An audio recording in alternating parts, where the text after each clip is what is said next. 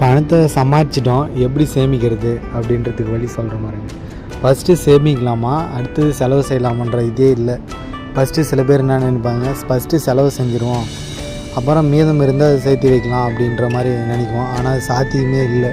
அப்படி என்னைக்கு நினச்சாலே அது சேமிக்கவே முடியாது. எவ்வளோ நினச்சாலும் சேமிக்கணும்னு நினைப்போம், ஆனால் சேமிக்க முடியாது. ஃபஸ்ட்டு சம்பளம் வந்த உடனே ஃபஸ்ட்டு என்ன பண்ணணும், சேமிக்கணும்.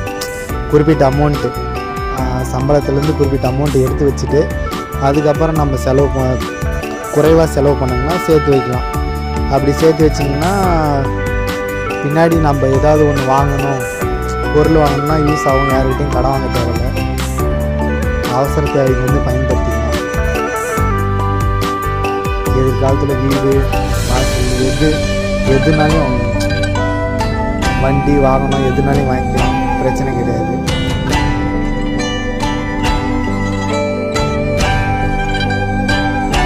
எளிமையான வழி சொல்கிறேன்.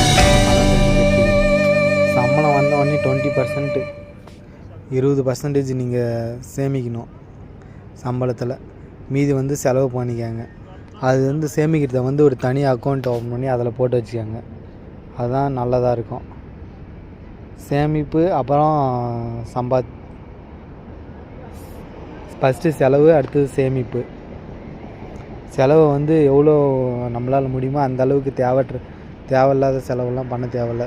அந்த அளவுக்கு கம்மி பண்ணிக்கலாம். எதனா இன்வெஸ்ட்மெண்ட் பண்ணலாம், எதிர்காலத்தில் வருமானம் வரும் நம்மளுக்கு.